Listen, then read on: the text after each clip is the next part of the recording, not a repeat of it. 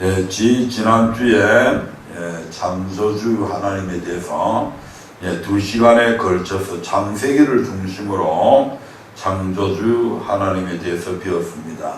오늘은 창조주 같은 제목인데 욥기를 중심으로 해서 창조주 하나님에 대해서 저희들이 한번 알아보려고 합니다. 지금 여러분은 어떤 시대에 살고 있습니까? 안방에서 리모컨 하나로 세계를 볼 수 있는 위성시대, 인터넷 시대가 활짝 열려진 지가 이미 오래전입니다. 그 옛날 동화 속에서 토끼가 방아 찍던 달나라를 여행하는 것도 이제 더 이상 꿈이 아니라 현실이 되어버린 지도 이미 오래되었습니다. 그리고 사막에서 물이 나게 하고 인공구름을 만들어 가지고 가뭄지게 비를 내리게도 하고 바닷물을 부어 올려서 그 물을 마실 수 있는 물로 바꿀 수 있는 그런 우리는 시대에 살고 있습니다. 한마디로 저와 여러분이 살아가는 이 21세기는 인간이 발달시킨 최첨단의 과학으로 할 수 없는 일이란 아무것도 없는 것처럼 보이는 그런 시대입니다. 하지만 실상은 어떻습니까? 제 아무리 과학 문명이 발달하고 사람이 이 세상을 정복한 것처럼 보여도 작은 천재지변 앞에 속수무책으로 당할 수밖에 없고 정해진 자연법칙에 순응해야만 살 수 있는 것이 인간의 모습입니다. 그래서 자연법칙을 지키지 아니하고 수많은 공장에서 또한 차량의 배기가스나 이런 것들을 통해서 공기가 오염되어지고 그래서 무슨 청입니까? 뭐가 오존층이 파괴되어 버리고 그래서 햇볕을 직접 쐬면 그것으로 인해서 또 다른 질병이 유발되어지고 그것뿐입니까? 토네이도 같은 그러한 엄청난 위력을 가지고 있는 그런 바람들은 날 해마다 더 강한 것으로 나타나고 있잖아요. 뭐 산불 나는 것도 예전 같지가 않아요. 한번 났다 하면 그냥 캐나다 같은 데는 얼마 전에 막 몇십 군데서 막 산불이 한꺼번에 발생되어 가지고 이런 일들도 있고 홍수 중국 같은 데도 한쪽에는 가뭄이 들어있는데 한쪽에는 홍수가 나서 막 사람들이 죽고 난리 법석을 지진, 산불, 폭염 인간의 어떤 과학을 가지고도 이런 것이 통제가 안 됩니다.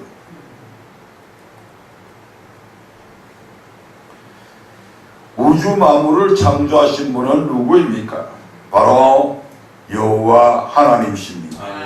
그 하나님은 우주 만물을 창조하셨을 뿐만 아니라 지금도 그 모든 것을 주관하고 계십니다. 아멘. 즉 사람이 아무리 똑똑하고 잘났다 할지라도 우주 만물을 창조하시고 그것을 주관하고 계시는 하나님 앞에서는 아무것도 아니라는 것입니다. 아멘. 그러면 과연 우리는 이 하나님에 대해서 얼마나 알고 있습니까?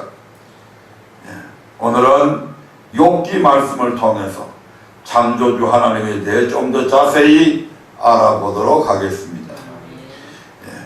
욥기서에 보면 환난 속에서도 신앙을 잃지 않는 욥을 볼 수가 있습니다. 욥은 어떤 사람인지 욥기 1장 1절부터 3절에 보면 이렇게 기록을 하고 있습니다.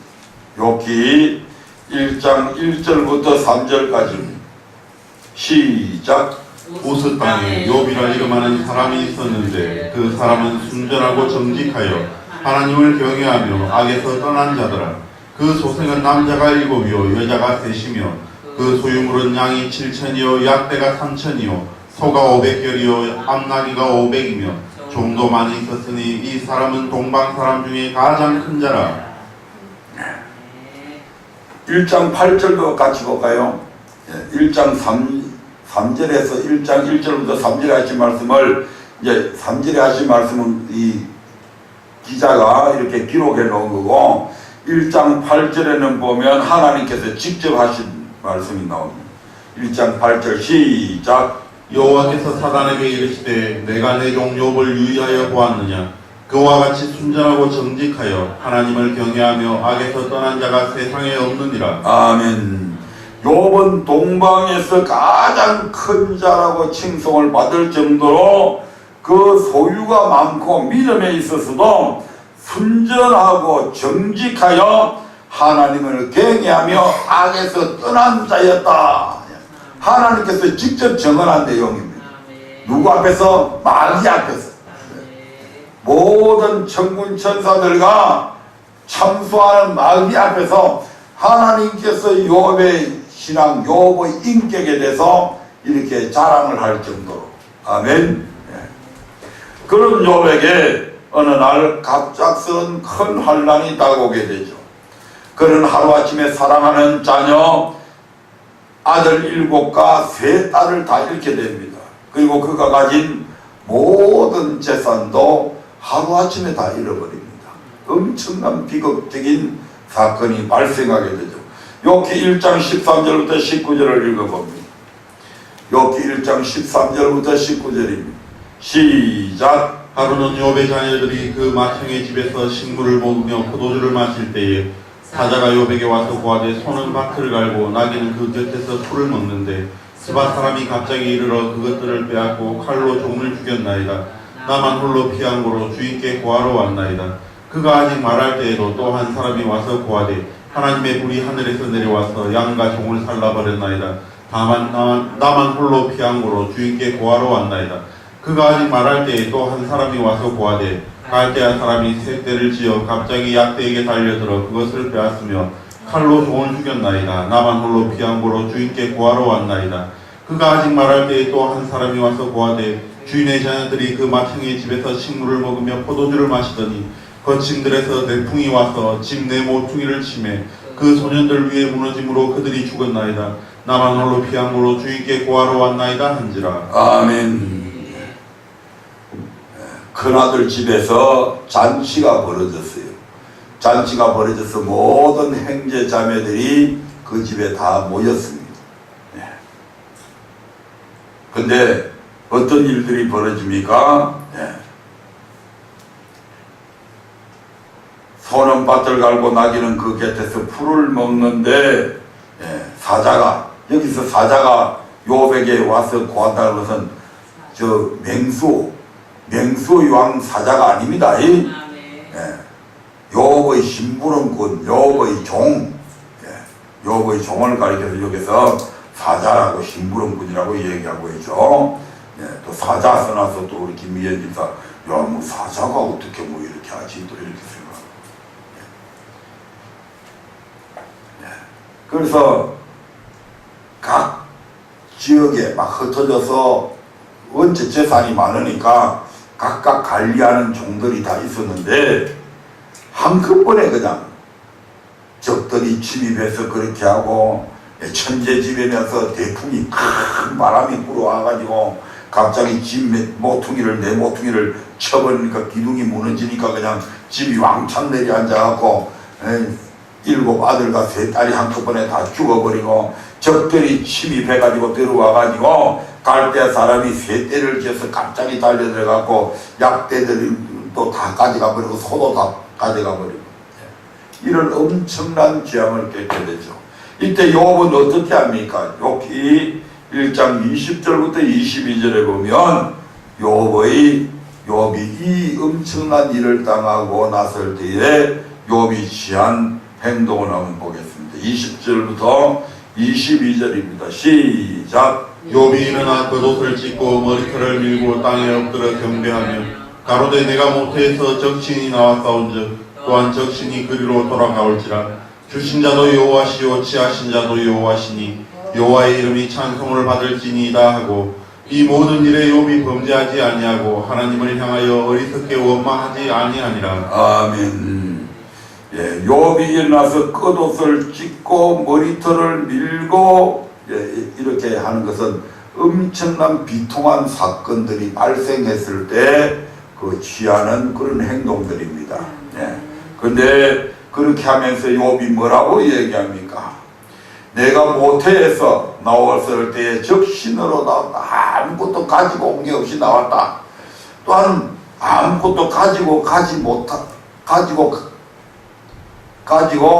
가는 것이 아니고 빈몸으로 또 갈 수밖에 없다. 예. 이 모든 것을 주신 분이 누구다? 여호와시니까 취하신 분도 여호와시니 여호와의 이름이 찬송을 받으실 것이다. 예.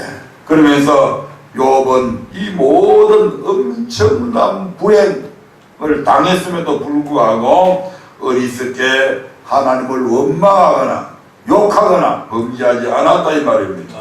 아멘. 오히려 겉옷을 찢고 머리털을 밀고 겸비한 모습으로 하나님께서 이 모든 것을 내게 주셨으니 거두어 가신다 해도 나는 원망할 것이 없으며 오직 여호와의 이름만 찬송을 받으소서라며 경배한 것을 보게 됩니다. 그러나 욥에게 닥친 환난은 자녀와 재산을 잃는 것으로 끝나지 않았습니다. 발바닥에서 정수리까지 악창이 나서 얼마나 가려웠던지, 오늘 미연집사도 가려움은 어느 정도 경험해 보니까 알겠지만 그 가려움은 여기 욥의 가려움에 비하면 아무것도 아닙니다. 얼마나 가려웠으면 그냥 손으로 끌고도 이건 도대체 해결이 안 되니까 기와장을 쪼개가지고 그 날카로운 걸 가지고 팍팍 끌었단 말씀이죠. 그럼 온 몸에 그냥 피투성이가 되죠. 기하적으로 온몸을 끌어야 하는 그런 고통에 처하게 됩니다. 욥기 2장 7절 8절을 보겠습니다. 욥기 2장 7절 8절입니다. 시작. 사단이 이에 여호와 앞에서 물러가서 욥을 쳐서 그 발바닥에서 정수리까지 악창이 나게 한지라. 욥이 제 가운데 앉아서 기와 조각을 가져다가 몸을 긁고 있더니 그런 한심스러운 욥의 모습을 바라보고 있는 아내가, 욥의 아내가 그에게 와서 그래도 당신이 하나님을 믿을 거냐고, 세상에 이런 하나님이 어디 있냐고, 차라리 그 하나님을 욕하고 죽으라고 그렇게 얘기를 합니다. 그때 욥의 대답이 2장 9절에서 이렇게 얘기합니다. 시작. 그 아내가 욥의 아내가 이렇게 욕합니다. 시작. 그 아내가 그에게 이르되 당신이 그래도 자기의 순전을 굳게 지키느냐 하나님을 욕하고 죽으라. 욥이 당한 환난과 고통이 얼마나 크고 비참했으면 심지어 그의 아내가 하나님을 욕하고 죽으라고까지 했겠냐 이 말입니다. 그러나 욥은 이때도 하나님을 향하여 원망하지 않았습니다. 2장 10절을 보겠습니다. 시작. 그가 이르되 그대의 말이 어리석은 여자 중 하나의 말 같도다. 우리가 하나님께 복을 받았은즉 재앙도 받지 아니하겠느냐 하고 이 모든 일에 욥이 입술로 범죄치 아니하니라. 아멘. 욥의 믿음을 한번 보시기 바랍니다. 정말 대단하지 않습니까? 만일 우리가 욥이 당한 환난과 고통에 처했다면 과연 욥과 같이 하나님께 복을 받았은즉 재앙도 받는 것이 당연하다라고 하는 이러한 믿음의 고백을 할 수 있겠냐 이 말입니다. 우리는 하나님을 경외한다고 하지만 건강에 적신호 보거나 재산에 손해가 나고 자녀가 잘 안되면 너무 쉽게 하나님을 원망하고 있지 않습니까? 이런 우리의 모습을 여기에 비교해 볼 때 하나님께서 욥과 같이 하나님을 경외하는 자는 세상에 없다고 그의 믿음을 인정하는 것은 너무나도 당연한 일입니다. 사랑하는 성도 여러분, 여러분도 욥처럼 하나님께 인정받는 믿음의 사람이 되고 싶지 않습니까? 네, 조그마한 어려움에도 쉽게 넘어지는 자신의 연약한 믿음을 애통해하며 더 좋은 믿음을 위해 하나님께 간절히 간구해 보시기 바랍니다. 간절히 간구해 봐야 돼요. 네, 오늘 아침에 기도를 하면서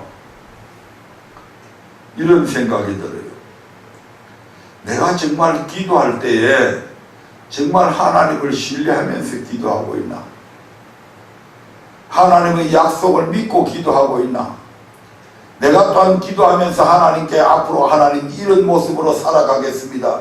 이런 모습으로 살게 해주세요. 그렇게 얘기할 때 나는 과연 그 약속을 하나님께 정말 입술만의 약속이 아닌 정말 마음에서 끌어안아서 앞으로는 절대로 이리 안 하고 살아가겠다 그렇게 약속하고 있는가? 사람과의 약속도 그렇잖아요.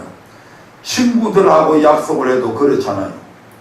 무슨 약속을 하면 그 약속을 딱 메모해 뒀다가 약속 지키려고 하잖아요.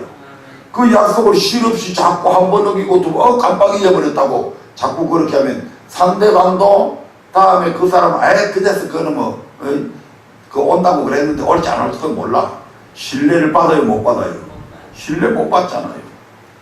그래서 나한테 사람 취급을 못 받는 거예요. 사람과의 하찮은 사람과의 약속을 해도 우리가 약속을 지키지 아니하면 결국 그런 대접을 받는. 그런데 거룩하신 전능하신 하나님 앞에 하나님 내가 이런 모습으로 살겠습니다라고 말을 했으면 적어도 그렇게 하려는 흉내라도 내야 될 거 아니냐 이 말이죠. 내 자신을 향해서 하는 소리입니다. 전능하신 하나님 앞에 얘기를 하면서 입만 나불나불 내고 있는 나 자신. 직장에 가서 상사한테도 그렇게 안 하잖아요. 월급 몇 푼 주는 그것 때문에 밤이 맞도록 일하라면 일해야 되고 내 바쁜 일이 있다고 안 되잖아요. 내가 아무리 다른 사람하고 약속한 일이 있어도 상사가 오늘 일요일에 어디 행선지를 이야기하면 내 약속을 취소해야 되잖아요. 그럼 어떻게 해요? 전화해가지고 야 오늘 가려고 그랬는데 이런 일이 생겨가지고 부득이 못 가게 됐다. 못 지키게 될 때는 미리 양해라도 구하잖아요. 적어도 그게 기본적인 도리고 예의잖아요. 아멘.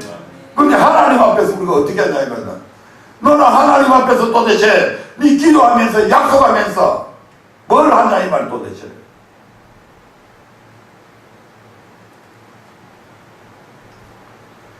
이제부터 하나님 앞에 좀 더 진지한 모습으로 기도하고 하나님 앞에 하나님께서 내게 하신 약속도 중요하지만 내가 지켜야 될 약속 또한 중요하잖아요. 아멘. 네. 그래서 그런 하나님께서 내게 하신 약속이나 내가 하나님께 해야 될 약속들이 이미 성경에 기록이 되어져 있잖아요. 내가 직접 안 했다고 안 한 거 아니잖아요. 그래서 이제는 이 하나님과의 약속을 잘 지키기 위해 하나님 앞에 간절히 한번 기도해 보십시다. 아멘. 네, 사랑의 하나님께서 반드시 여러분의 그 간구를 외면하지 아니하시고 들어주실 것입니다. 아멘. 그래서 우리도 적어도 욕과 같은 그런 자세로 한다면 반드시 우리 하나님께서 들어주실 것입니다. 두 번째로 이렇게 철저하게 재산을 다 잃고 자녀들을 다 잃고 자기 몸에는 악창이 돼서 만신창이 되어 있는 상태에서도 하나님께 범죄하지 않았던 이 욥이 어느 순간인가 자신의 의를 주장하는 모습을 우리는 보게 됩니다. 자신에게 왜 이런 고통이 찾아왔는지 단 한마디 원망도 하지 않고 끝까지 하나님을 찬송하며 경배드렸던 이 욥이 이런 와중에 욥이 몹시 아프다는 소문을 듣고 그의 친구 세 사람이 찾아오게 되죠. 엘리바스와 빌닷과 소발이라는 욥의 세 친구가 찾아옵니다. 그들은 욥의 고통을 보고 그를 위로하기보다 오히려 그를 정죄하기 시작하는 것을 우리는 보게 됩니다. 그들이 하는 말을 한번 들어보십시다. 욥기 4장 7절에 나오는 엘리바스의 말을 한번 보겠습니다. 욥기 4장 7절 시작. 생각하여 보라. 죄 없이 망한 자가 누구인가? 정직한 자의 끊어짐이 어디 있는가? 친구가 와서 좀 위로해 줄 알았는데 친구라고 찾아와서 딱 친구라는 것들이 와서 보니까 그전에는 요백에 맛있는 음식도 다 얻어먹었을 거예요. 이 정도 친구 같아요. 그런데 욥이 재산 다 잃어버리고 몰골은 알아볼 수 없을 정도로 막 생색이 초라하고, 이걸 완전히 거지도 산거지잖아 이게. 그런 욥에게 이제 찾아와 가지고 그들이 하는 말이, 저없이 망하는 자를 내는 이때까지 본 적이 없다. 정직한 자의 끊어짐이 있을 수 없다. 욥이 그 같은 고난을 당하는 것은 필경, 그가 하나님 앞에 죄를 범했기 때문에 네가 지금 이런 거 당하는 거 아닌가, 이렇게 정지하기 시작합니다.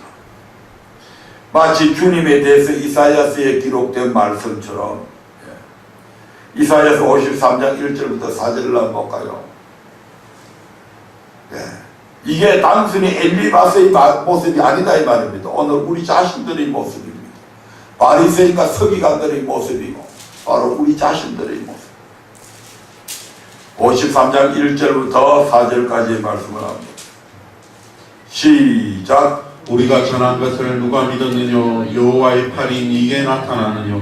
그는 주 앞에서 자라나기를 연한 순 같고 마른 땅에서 나온 줄기 같아서 고 모양도 없고 풍채도 없은즉 우리의 보기에 흠모할 만한 아름다운 것이 없도다. 그는 멸치를 받아서 사람에게 실어버린 바 되었으며 강고를 많이 겪었으며 질고를 아는 자라. 마치 사람들에게 얼굴을 가리우고 보지 않음을 받는 자 같아서 멸시를 당하였고 우리도 그를 기이 여기지 아니하였도다. 4절.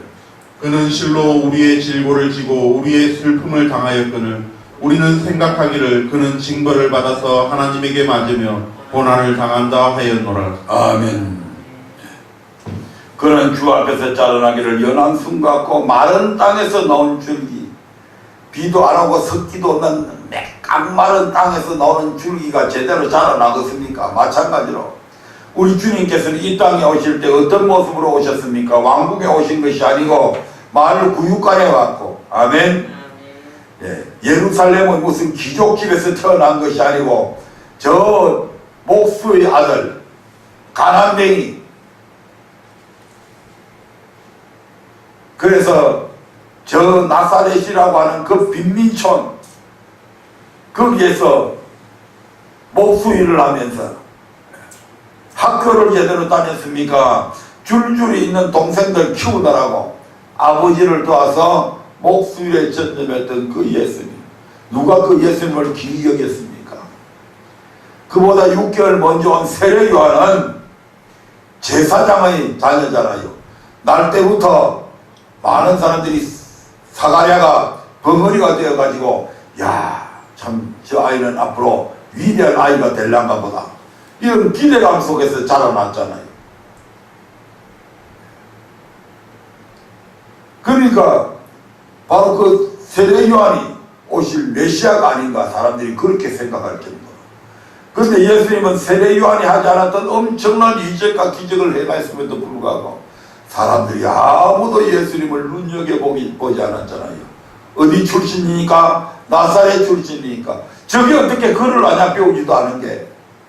학교도 제대로 안 나왔어. 제대로 배운 것도 없어. 지금은 목수라.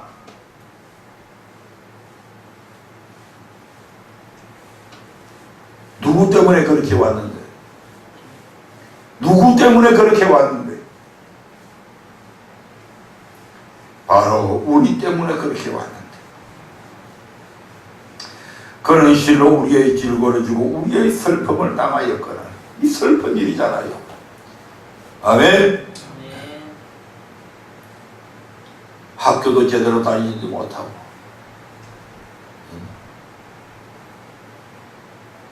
말구유에 태어나고 직업은 목수에다가 밑에 줄줄이 동생들 뒷바라지 하느라고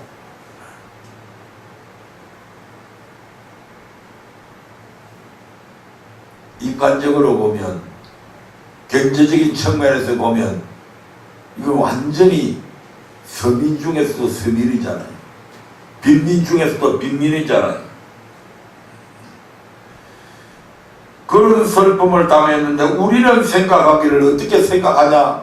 그는 징벌을 받아서 하나님에게 맞으며 고난을 당한다 이렇게 생각했다 이 말입니다. 그 시대의 사람들도 그러했고 오늘 우리들도 예수님을 예사로 그렇게 대할 때가 얼마나 많냐 이 말입니다. 마치 욥의 친구 엘르바스가 욥에게 찾아와서 그를 다짜고짜로 징계하는 거죠. 정죄하는 거죠. 다음은 욥의 다른 친구 빌닷의 말을 한번 보겠습니다. 욥기 8장 4절입니다. 욥뿐만 아니고 욥의 자녀들이 당한 것까지 이제 욥의 자식들까지 다 몰아붙입니다. 욥기 8장 4절 시작. 내 자녀들이 주께 득죄하였으므로 주께서 그들을 그 죄에 붙이셨나니. 욥의 자녀들이 하루아침에 죽은 것이 우연한 일이 아니라 필경 그들이 하나님 앞에서 엄청난 잘못을 저질렀기 때문에 하나님께서 그들이 제대로 그들을 치셨다고 이렇게 지금 생각하고 있는 거예요.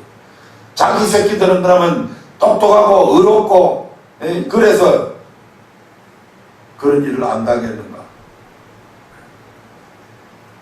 너무 남의 일들은 굉장히 말하기 쉽죠. 폐마해가지고 지가 당한 일은 엄청나게 억울하게 당한 것 같고 남이 당한 거는 전부 다 잘못해서 그런 거고.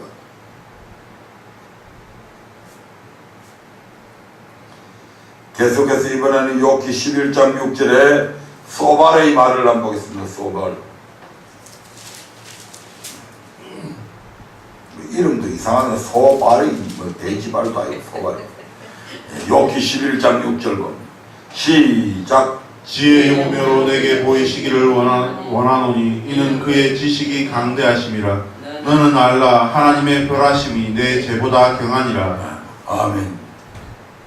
욥 네가 지금 당하는 그 고난 그 하나님께서 벌 주는 게 경하다. 약하다 이 말입니다. 더 큰 벌 받아야 되는데 무슨 불난 집에 부채질하고 온 것도 아니고 너는 알라 하나님이 벌 하시는 것이 네 죄보다 경하다. 얼마나 지금 큰 고난을 당하고 있는데 엄청난 재산을 동방에서 가장 큰 부자라고 하는 그 재산이 하루아침에 다 날아가 버리고 아들, 딸 10명을 하루아침에 다 잃어버리고 아내는 도망가 버리고 그 꼬라지 못 봤어. 그 자신은 만신창이 악창이 나왔고 만신창이 돼가 있는데 하나님께서 지금 니한테 벌 주는 게 그게 가벼운 벌이다. 지금 이렇게 이야기하고 있는 겁니다.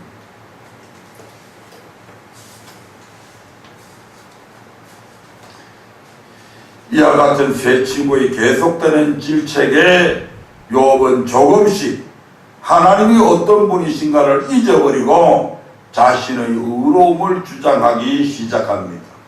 잠재되어 있는 거죠. 아멘. 평상시 때에 그런 자신의 의로움을 대단한 것으로 알고 있었다 이 말이죠. 네, 겉으로 표현은 안 하고 나타내지 않았지만 나는 다른 사람보다 더 의롭다 하는 이런 자기의에 도취되어 있는 모습들이 잠재되어 있었는데 그게 이제 이런 친구들의 악담과 저주 같은 이런 말을 하니까 서서히 들고 일어나기 시작합니다.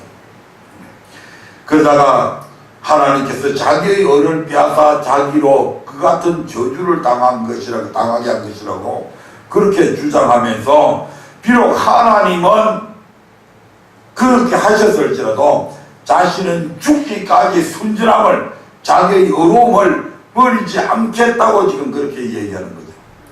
하나님이 자기의 의를 질투해서 지금 하나님이 내게 이런 저주를 내리지만 그럼 누구보다도 더 의롭다는 얘기입니까?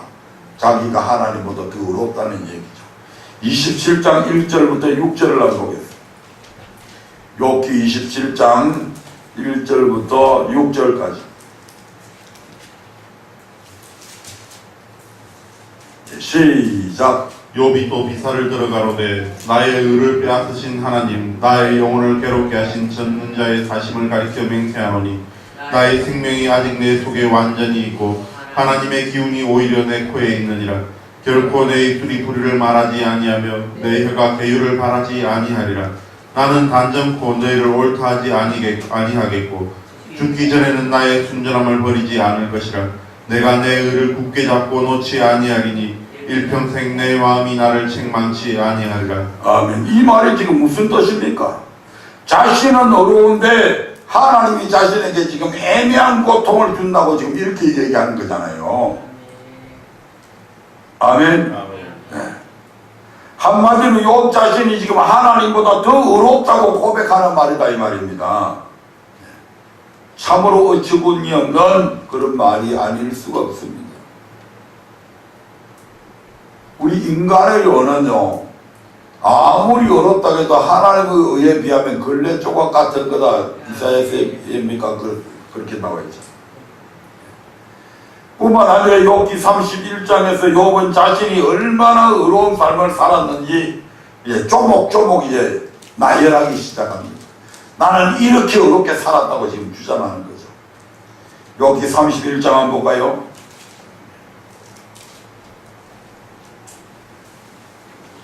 자기 눈과 언약을 세워서 처녀에게 주목하지 아니했다고 이야기합니다. 이쁜 여자들 보면 눈이 제대로 돌아가잖아요.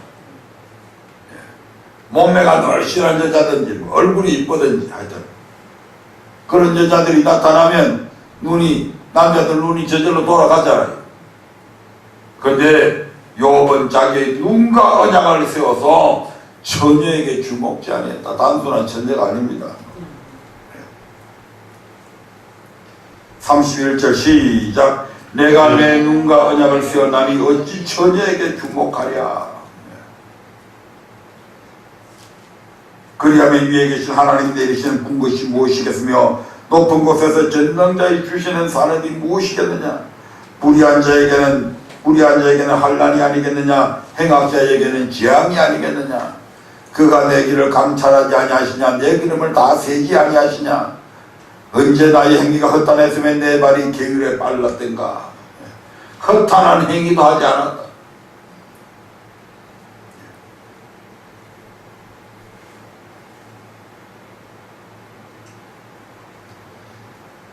쭉 한번 읽어보세요. 6절부터 7절부터 시작.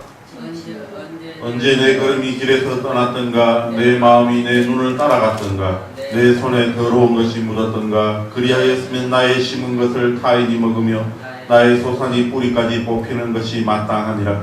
언제 내 마음이 여인에게 유혹되어 이웃의 문을 엿보아 기다렸던가. 그리하였으면 내 처가 타인의 매를 돌리며 타인이 더불어 동침하는 것이 마땅하니라. 이는 중재라 재판장에게 벌받을 악이요 멸망하도록 사르는 불이라. 나의 모든 소산을 뿌리까지 없이 할 것이니라. 남종이나 여종이 나로 더불어 쟁변할 때에 내가 언제 그의 사정을 멸시하였던가. 그리하였으면 하나님이 일어나실 때에는 내가 어떻게 하겠느냐. 하나님이 국문하실 때에는 내가 무엇이라 대답하겠느냐. 나를 만드신 자가 그도 만들지 아니하셨느냐. 우리를 뱃속에 지으신 자가 하나가 아니시냐. 내가 언제 가난한 자의 소원을 막았던가. 가부의 눈으로 실망케 하였던가. 나만 홀로 식물을 먹고 고아에게 먹이지 아니하였던가. 24절부터 시작. 내가 언제 금으로 내 소망을 삼고 정금들어 너는 내 의뢰하는 바라 하였던가. 언제 재물의 풍부함과 손으로 얻은 것이 많음으로 기뻐하였던가. 언제 태양의 빛남과 달의 명랑하게 운행되는 것을 보고 내 마음이 가만히 유혹되어 손에 입맞추었던가. 아멘. 눈과 언약을 세워서 천재에게 주목하지 아니하고 허탄한 행위도 하지 않았고 하나님의 말씀에서 떠나지 않았고 그 마음이 여인에게 유혹되어 본 적도 없다고 이야기합니다. 얼마나 그 성품이 깔끔하고. 아멘. 네. 재산이 많고 그러면 자동적으로 그런 욕심들이 생기잖아요. 아멘. 근데 욥은 엄청난 재산을 갖고 있으면서도 전혀 그런 것들에 동요되지 않아요. 아멘. 뿐만 아니고 그에게는 수많은 남종이나 여종들이 있었지만 그들이 종이라고 해서 그들의 형편을 멸시하지 않았다. 종들이라고 해서 무조건 막 시절이 매력을 가지고 다스리고 그렇게 하지 않았다면 그 다음에 가난한 자 가부 고아를 못 본 척 하지 않고 반드시 돌아보았다. 어려운 일이 있는 사람이 있으면 도와주고, 억울한 일이 있는 사람이 있으면 그 억울함 풀어주고, 엄청난 재산과 학식을 갖고 있던 욥이 그런 것들을 가지고 갑질하지 않았다 이 말입니다. 요즘 뭐 갑질하는 것들이 엄청 많대. 재산 좀 있다고 얼마나 사람을 업수히 여기고 갈시하는 것들이 얼마나 많은지, 직위가 좀 높다고 뭐 신문지상에도 매스컴을 통해서도 엄청 우리가 보고 있잖아요. 뿐만 아니라 재물의 풍부함에 소망을 두지 않았다. 재산이 그렇게 많으면 사람들이 전부 다 돈만 있으면 돈이 최고인 줄 알고 있잖아요. 그런데 욥은 엄청난 재산을 갖고 있으면서도 재물의 풍부함에 소망을 두지 않았다. 다시 말씀드리면 돈에 소망을 둔 것이 아니고 누구한테 소망을 두고 살아갔다? 하나님께 소망을 두고 살아갔다. 원수까지도 미워하지 않고 사랑했다고 지금 그렇게 고백을 하고 있습니다. 쭉 읽어보면. 아멘. 네, 이만하면 욥이 자신의 어려움을 내세울만 하지 않나요? 이 정도 되면. 아멘. 그래서 욥은 나는 정말 모든 사람이 인정할 정도로 최선을 다해 어려운 사람을 살았다. 그러므로 하나님께 징계받을 이유가 전혀 없으나 하나님께서 나의 의를 빼앗아 나로 하여금 고통스럽게 하셨다라며 그의 의를 굽히지 않았습니다.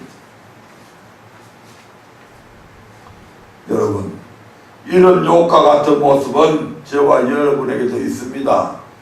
아멘. 하나님이 우리의 기도를 들어주지 않는다고, 우리가 당한 고통을 빨리 해결해 주지 않는다고 내가 교회를 위해, 주의 종을 위해 그토록 충성했는데 하나님께서 이러실 수 있냐라며 우리 자신의 의를 자랑하고 드러낼 때가 얼마나 많냐 이 말입니다. 이런 우리에게 하나님께서는 뭐라고 하실까? 계속 자신의 의를 주장하는 욥에게 마침내 하나님께서 나타나셔서 말씀하시게 되는데 그 말씀 속에서 답을 찾을 수가 있습니다.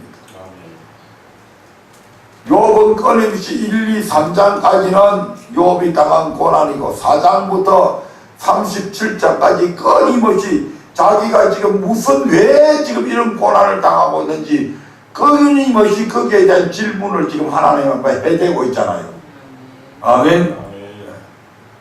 도대체 이유를 아십시다. 하나님, 내가 왜 이 같은 고난을, 이 같은 절규를 받아야 되는지 하나님 도대체 이유나 좀 가르쳐 주세요.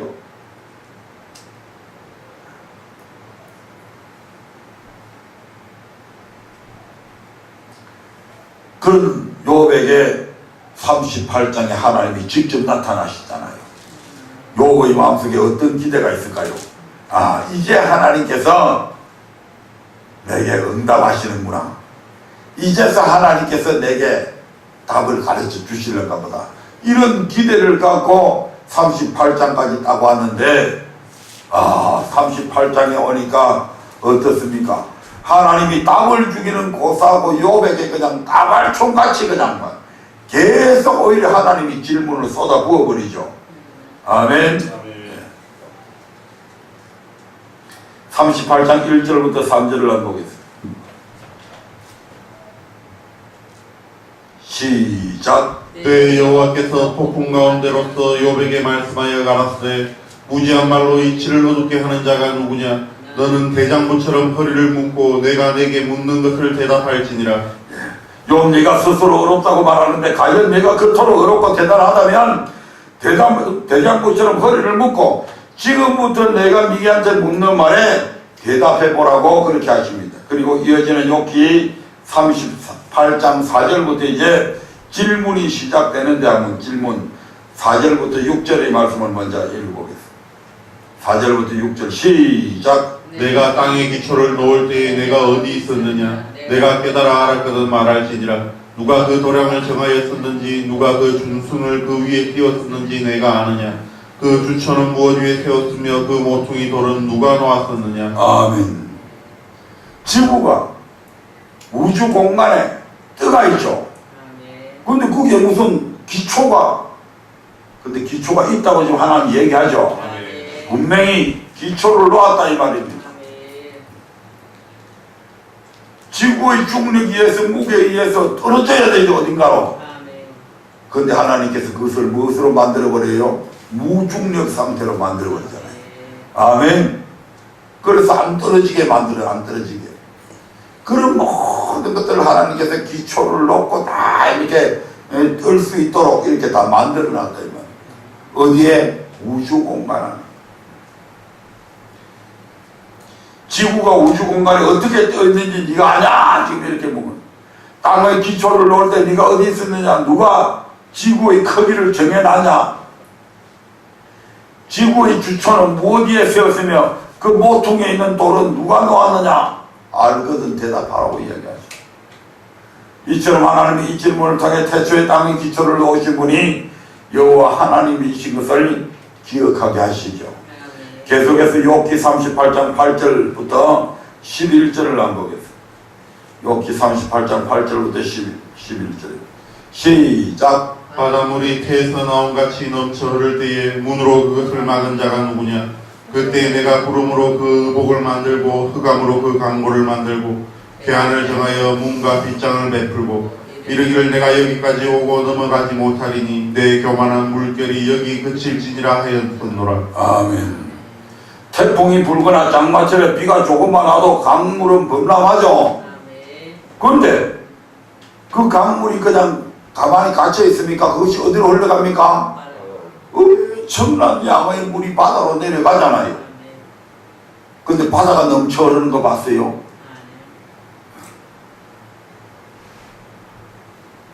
전도자 솔로몬의 말처럼 모든 물이 바다로 흘러가는데도 지금까지 단 한 번도 바닷물은 넘친 적이 없습니다. 노아 홍수 시대 빼고 그건 하나님께서 물로 멸망시킬 것이라고 했으니까 그 모든 것을 파괴시킨 것이요. 아멘.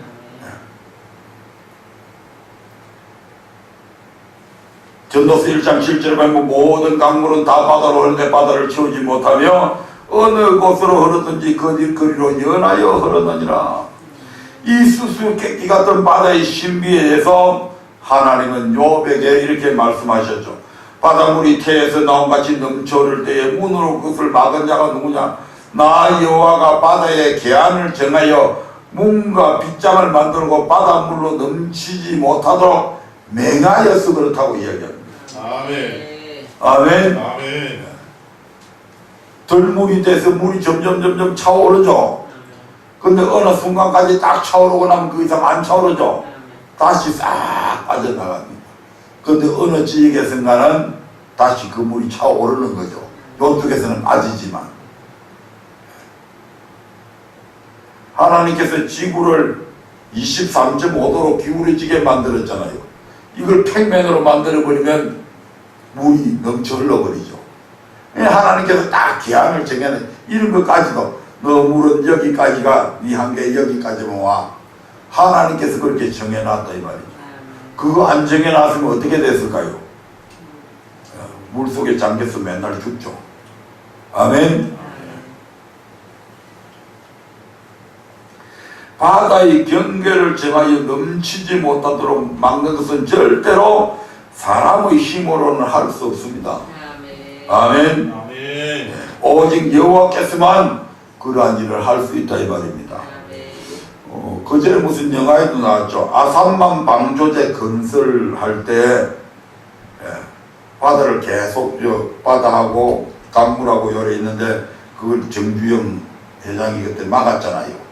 처음에 이리 막다가 보니까 어떻게 돼요? 안에서 내려오는 물들이 처음에는 강 넓은 데로 내려오다가 이게 좁혀버리니까 채우면서 좁혀버리니까 여기에서 나오는 물 수압이 엄청 세죠. 그래가지고 도저히 흙을 갖다 붐에 실려 내려가 버리고 붐에 실려 내려가 버리고 하니까 어떻게 했어요? 큰 배를 고물선 배를 가지고 갖다가 깔아 앉혀갖고 그래갖고 흘러내려오는 물을 좀 차단을 시키고 거기 밑에다가 막 흙을 돌로 막 집어넣어가지고 거기 굳어지게 만들었잖아요. 이거 엄청난 수압이란 말이에요. 이런 바닷물들이 그냥 있는 게 아니고 이게 차오르기 시작하면요, 그걸 사람 힘으로는 못 막습니다. 근데 하나님께서 계한을 딱 정해놔서 뭐 더 이상 너는 여기까지가 네 한계에 넘어오지 마 해갖고 딱 그렇게 만들어 놨잖아요. 욥기 38장 12절 13절 보겠습니다. 시작. 내가 나던 날부터 아침을 명하였었느냐. 새벽으로 그 초토를 알게 하며 그것으로 땅 끝에 비치게 하고 악인을 그 가운데서 구축한 일이 있었느냐. 예, 이것은 무슨 뜻입니까? 하나님께서 천지 만물을 창조하실 때 넷째 날에 해와 달과 별들을 만드시고 그것으로 밤과 낮을 주관하게 만드셨죠. 아멘. 예, 즉 밤이 지나 새벽이 오고 새벽이 지나 아침이 오는 것 또한 하나님께서 세우신 자연의 질서에 따른 움직임이라는 것입니다. 아멘. 예. 하나님께서 그것이 그렇게 만드셨지 그것이 자연적으로 그렇게 된 게 아니라 이 말입니다. 얼마나 과학자들이 엉터리 가설을 가지고 자연 발생한 게 어떻게 그런 일이 돼? 연필 하나도 만든 사람이 있는데 만물을 만드시는 분은 누구다? 하나님이시다. 보잘것없는 거 하나도 저절로 생기는 것이 없는데 이 온 우주가 만물이 저절로 생겼다. 미치거든. 그래갖고 과학자라고. 욥기 38장 22절부터 23절을 한번 보겠습니다.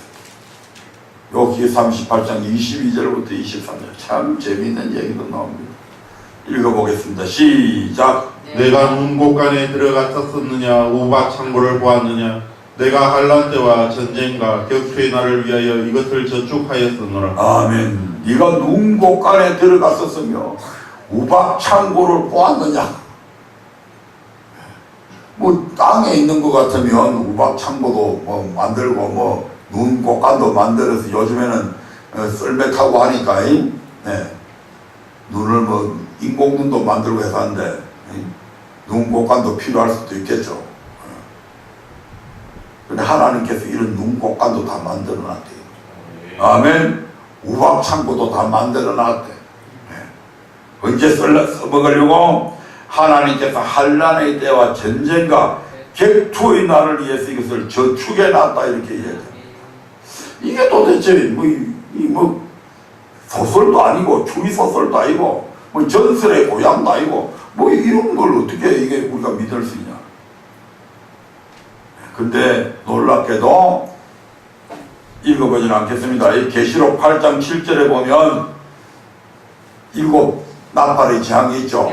그 첫 번째 나팔 지향이 뭔지 아십니까? 바로 첫째 천사가 나팔을 부니 피 섞인 우박과 불이 나서 땅에 쏟아짐에 땅의 3분의 1이 타서 쌓이고 수목의 3분의 1도 타서 쌓이고 각종 풀도 타서 쌓이더라.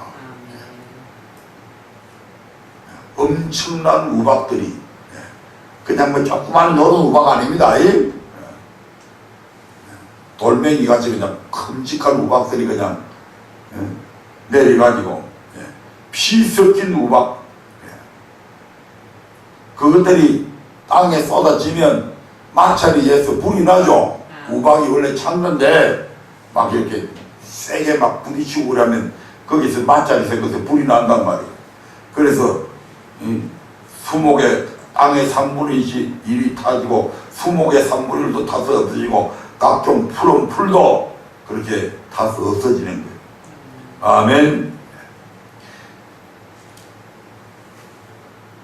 그 환난의 날에 하나님께서 피 섞인 우박과 불을 땅에 쏟으신다는 것입니다. 이처럼 하나님은 눈과 우박을 환난의 때와 전쟁과 격투의 날을 위하여 저축해 두셨습니다. 욥기서는 지금부터 약 4000년 전인 족장시대 예수님이 오시기 약 2200년 전부터 1550년 사이에 기록된 말씀이라고 학자들은 그렇게 얘기합니다. 그 가마대 땅 옛날부터 하나님은 마지막 환란의 때를 위해서 우박 창고를 준비하고 계셨다는 것입니다. 놀라운 사실이죠. 아멘.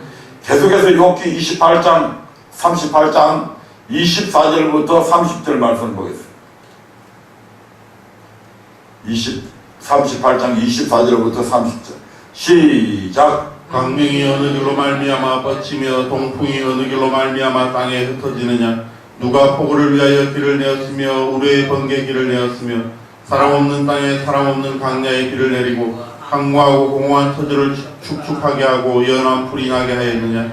비가 아비가 있느냐. 이슬방울은 누가 낳았느냐. 얼음은 네 태에서 났느냐. 공중의 소리는 누가 낳았느냐. 물이 돌같이 부러지고 해면이 어느니라. 아멘. 강명과 동풍이 어느 길에서 와서 어떤 길을 통해 누가 폭우와 우레와 번개길을 내었는지 아느냐. 사람이 없는 강야에 누가 비를 내려서 그 땅을 접시고 풀이 나게 하였느냐. 비와 이슬과 얼음과 공중의 소리는 누가 지었느냐. 왜 물이 돌같이 굳어지는지 아느냐. 알거든 대답해봐라고 지금 이렇게 이야기하고 있죠. 이 모든 대자연의 심 역시 여호와 하나님께서 행하신 일이라는 것입니다. 아멘. 38장 31절부터 33절입니다. 제가 읽겠습니다. 네가 묘성을 며 뜰기 되게 하겠느냐. 삼성의 띠를 풀겠느냐. 내가 12궁성을 때를 따라 이끌어내겠느냐. 북두성과 그 속한 별들을 인도하겠느냐. 네가 하늘의 법도를 아느냐. 하늘로 그 권능을 땅에 베풀게 하겠느냐. 하늘에도 법도가 있습니다. 다시 말씀드리면 질서가 있다 이 말입니다. 그 질서를 누가 만드느냐. 하나님께서 만드신 것이죠. 여호와 네가 하늘의 법도를 아느냐. 저는 12궁성을 다 모르고 10궁성만 지금 해, 달, 그 다음에 화요일날 하성, 수요일 수성, 목요일 목성, 금요일 금성, 토요일 토성, 그 다음에 지구, 천왕성, 해왕성, 명왕성도 있어요. 명왕성 또 한 개는 모르거든. 이런 12궁성의 별자리들을 누가 정했냐. 그 위치에 정확하게 있도록. 근데 이게 그냥 한 자리에 머물러 있는 것이 아니죠. 움직이죠. 지구만 움직이는 게 아니에요. 북두 출생이 저쪽에 분명히 북쪽에 있었는데 새벽녘에 보면 저쪽에 나가 있어. 다 움직여.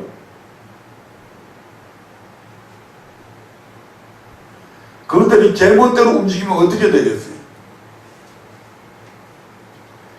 만약 태양계의 행성들이 그 궤도를 조금만 벗어나도 우주의 별들은 서로 부딪혀 엄청난 별들의 전쟁이 일어날 것입니다. 그런데 아직까지 이 같은 일이 없는 것은 하늘의 법도를 하나님께서 정하시고 지금도 그대로 운행하기 계시기 때문에 그렇다 이 말입니다. 아멘. 하나님은 만들어 놓고 무책임하게 이제 만들어 놨으면 니들 알아서 해라 이렇게 무책임한 분이 아니요. 아멘. 아멘. 반드시 그 법도를 정해놓고 그 법도대로 움직이도록 다 지금도 통치하고 있다 이 말입니다. 아멘. 38장 39절부터 41절을 한번 보겠습니다. 38장 39절부터 41절입니다. 다 됐어요.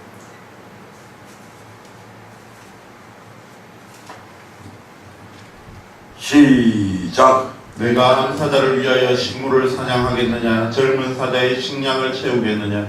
그것들이 불에 엎드리며 살림에 누워서 기다리는 때이니라. 까마귀 새끼가 하나님을 향하여 부르짖으며 먹을 것이 없어서 오락가락할 때에 그것을 위하여 먹을 것을 예비하는 자가 누구냐. 이런 거대한 우주도 우리 하나님께서 만드시고 운행하고 계실 뿐만 아니고 땅에서 다니는 모든 삼짐승이나 들짐승, 공중에 다니는 새까지도 우리 하나님께서 그것들을 만들어 놓고 야 이제 네 알아서 먹어라 이게 아니고 다 먹을 것을 준비해 주신다 이 말이에요. 아멘. 암사자와 젊은 사자 까마귀 새끼에 먹을 것을 예비하는 자가 누구냐? 네가 알거든 대답해 바라고 하십니다. 암사자에서 까마귀에 이르기까지 야생동물 하나하나를 위해 먹을 것을 예비하고 주관하시는 분도 바로 하나님이시다 이 말입니다. 아멘. 욥을 향한 하나님의 질문은 욥기 38장에 이어서 39장까지 계속되어집니다. 그렇다면 이런 질문들을 하나님께서 말씀하고자 질문들을 통해서 하나님께서 말씀하고자 하신 것이 무엇입니까? 한마디로 하나님은 어떤 존재인가를 깨닫게 하기 위함임을 알 수 있습니다. 아멘. 아멘. 아멘. 하나님은 너 같은 인간이 아니야. 흙으로 만들어진 네 같은 인간이 아니라 이 말입니다. 아멘. 하나님이 얼마나 위대하신 분. 그분은 창조주 하나님이시고 창조주 하나님은 그냥 하나님이 아니고 전능하신 하나님이시오. 아멘. 그런 하나님을 감히 네한테 비해가지고 네가 나보다 어렵다고? 네 언은 내 의에 비해서 걸레 조각밖에 안 돼. 이런 말이죠. 어디 교만을 떨고 앉아있어 이 말이죠. 아멘.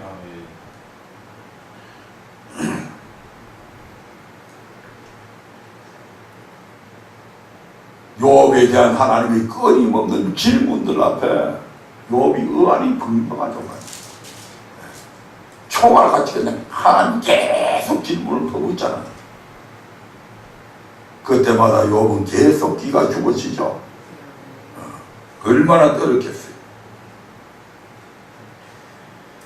하나님이 어떤 존재인가를 욥이 바로 하나님을 만나고 난 후에 욥의 고백 속에 보면 이렇게 이야기하고 있습니다. 욥기 42장 2절 3절 보겠습니다.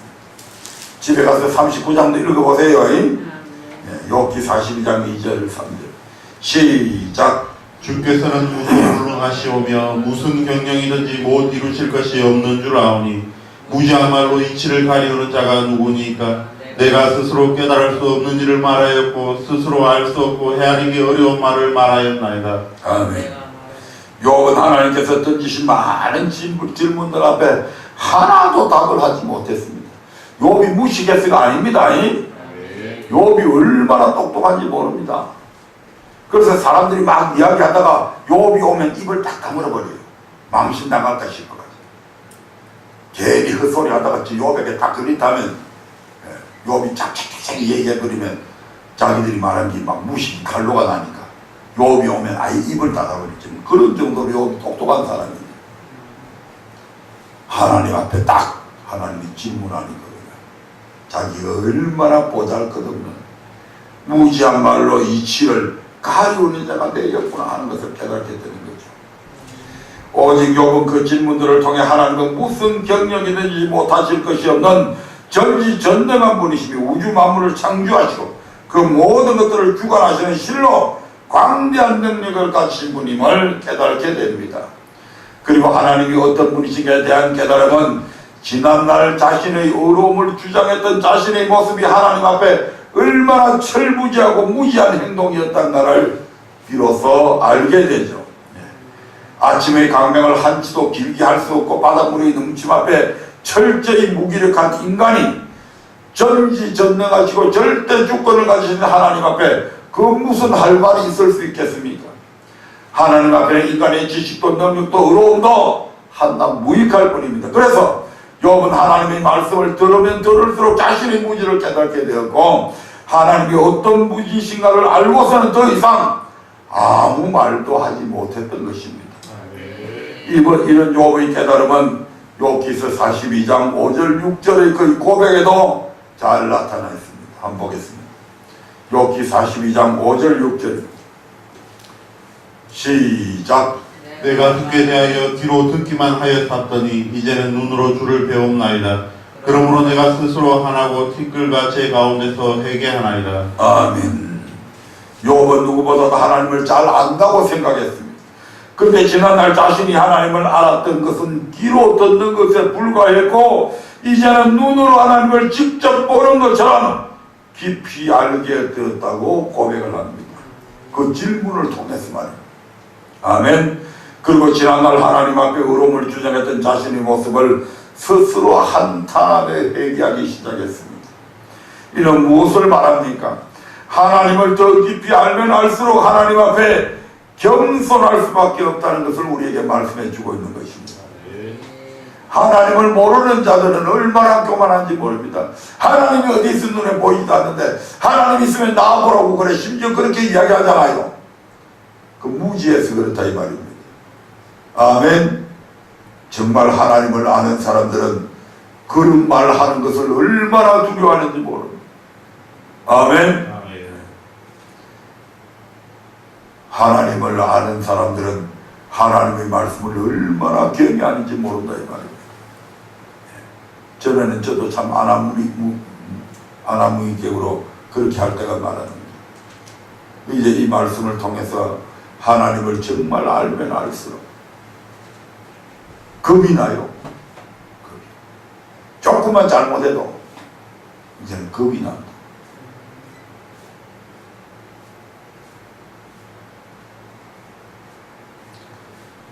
하나님이 어떤 분이신가를 알지 못했을 때는 그분 앞에 원망하고 불평할 수 있습니다.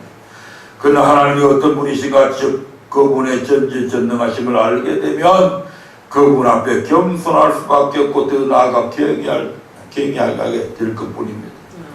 그러므로 마음을 다하고 성품을 다해 하나님을 섬기기 위해 우리가 먼저 해야 할 일은 애써 힘써 여호와를 아는 것입니다. 아멘. 사랑하는 성도 여러분, 지금 이 순간 여러분의 마음 한구석에 아직도 자신의 의를 내세우고 하나님을 향해 원망과 불평하는 마음이 있습니까? 그렇다면 내가 땅의 기초를 놓을 때 네가 어디 있었느냐 하는 하나님의 질문을 다시 한번 되새겨 보시기 바랍니다. 그리고 절대적인 주님의 주권과 능력을 깊이 묵상하시고 그 하나님 앞에 자신의 존재를 한번 떠올려 보시기 바랍니다. 우리가 할 수 있는 일이라고는 그저 감사하고 찬양할 일밖에 없음을 깨닫게 되실 것입니다.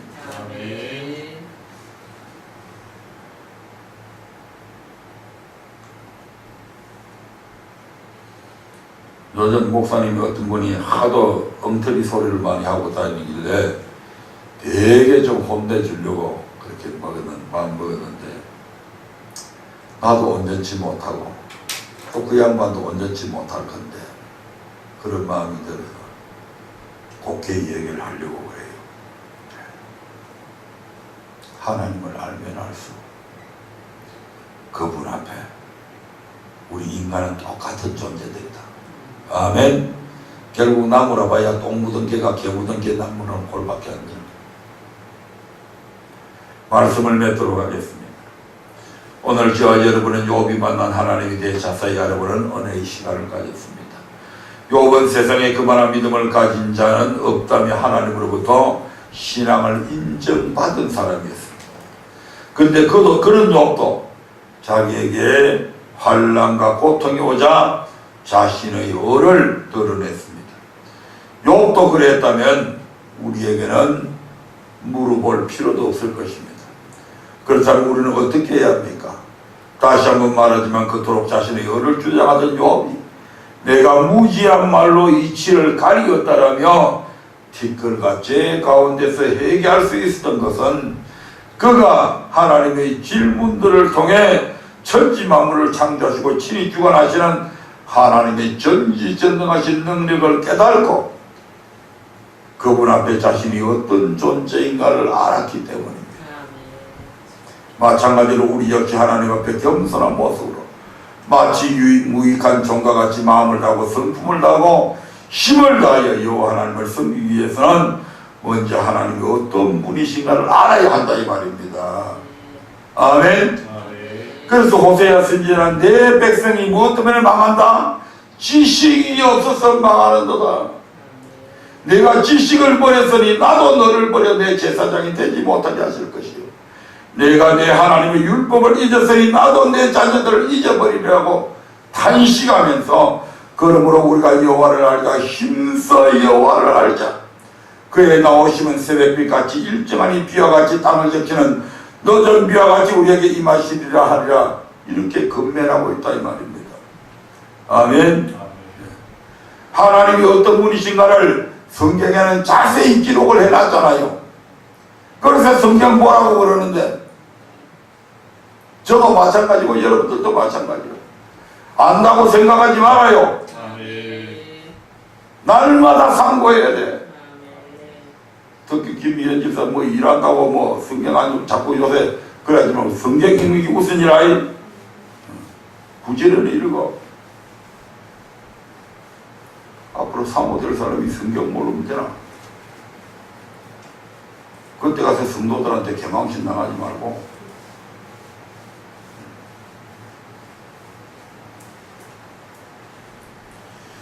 그러나 이것은 호세아 선지자의 건면이기 앞서서 여호와 하나님의 명령입니다. 뭐가요? 뭐가 여호와의 명령이라고요? 여호와를 알자. 힘써 여호와를 알라고 하는 것이 하나님의 명령이다 이 말입니다. 그러므로 사랑하는 성도 여러분, 항상 하나님을 아는 길에 최선을 다하시기 바랍니다. 늘 말씀을 가까이 하고 기도로 껴있어 하나님을 더 깊이 알아가시기를 바랍니다. 그리할 때 그분 앞에 우리 모습을 알게 되고 겸손할 수 있을 것이며, 우리에게 그 어떤 어려움과 고통이 찾아와도 하나님을 향해 원망하지 않고 더 겸손히 주님을 섬길 수 있을 것입니다. 다 같이 기도하겠습니다.